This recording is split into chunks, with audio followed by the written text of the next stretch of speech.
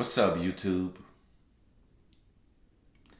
This is Vernacular TV. If you like the content that I'm producing, please like the video, post a comment, and subscribe to the channel. Turn on the notification as well.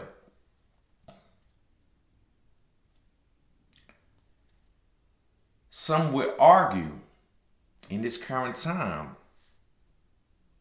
within the United States, we are living in a post-racial society. But I beg to differ.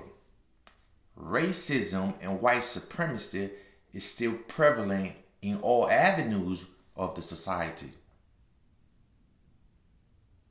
White supremacy is in all governmental body of the society. Within the military apparatus, white supremacy exists.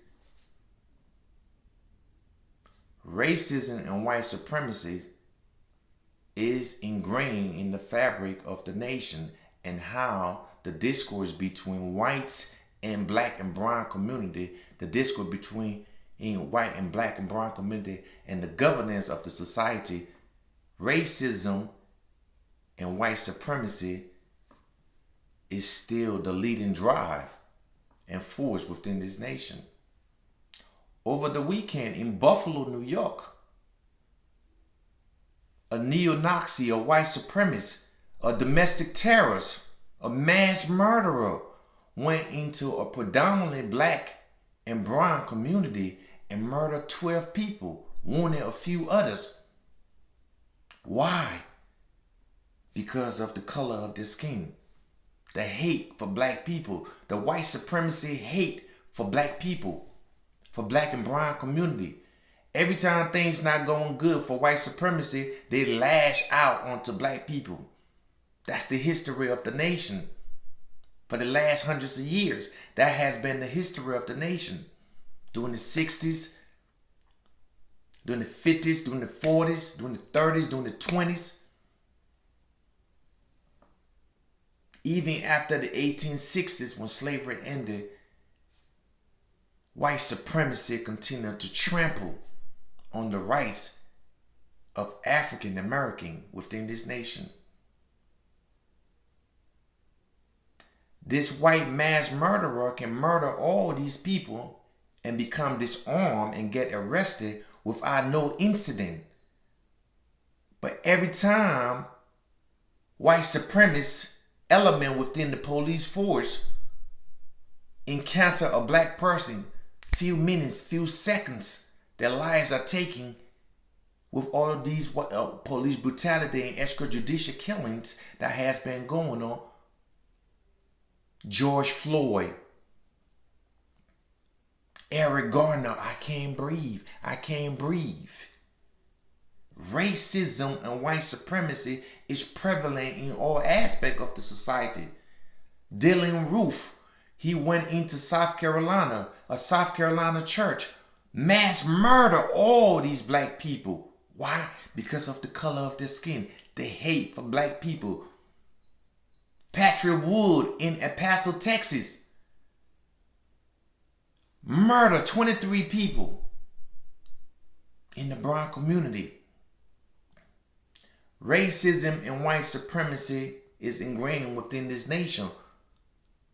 Black and brown community have made tremendous economic advancement within this nation. That's the greatness of this nation. But we can't turn our backs to act like because we're making economic gains that we can't have the discussion about racism and white supremacy, because it is still prevalent in all aspects, in all avenues of the societal, political, social, and economical dealings. A white supremacy, a domestic terrorist. The ACLU released the domestic terrorists, the numbers of domestic terrorist organization, white supremacy organization within this nation is staggering. It is staggering.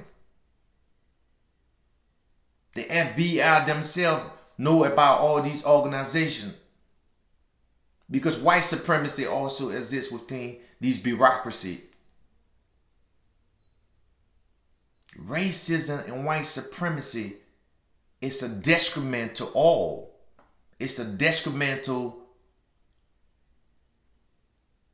It's a detrimental the governance of this nation. It's a detrimental the massing of people within this nation. Not all white, black, brown people are racist. Not all white people are white supremacists. But white supremacists, the ideological value of white supremacy is what drives this nation. And regardless to if you would like to admit or not, racism and white supremacy is the driving force within the governance of this nation still today. Over the weekend, another mass, senseless murdering of black and brown people by white supremacists, or domestic terrorists, or neo-Nazis. So many of these shootings have happened. It's just the normal thing. We just go on. We got to be vigilant because racism and white supremacy is still on the backs of this kind of pigmentation.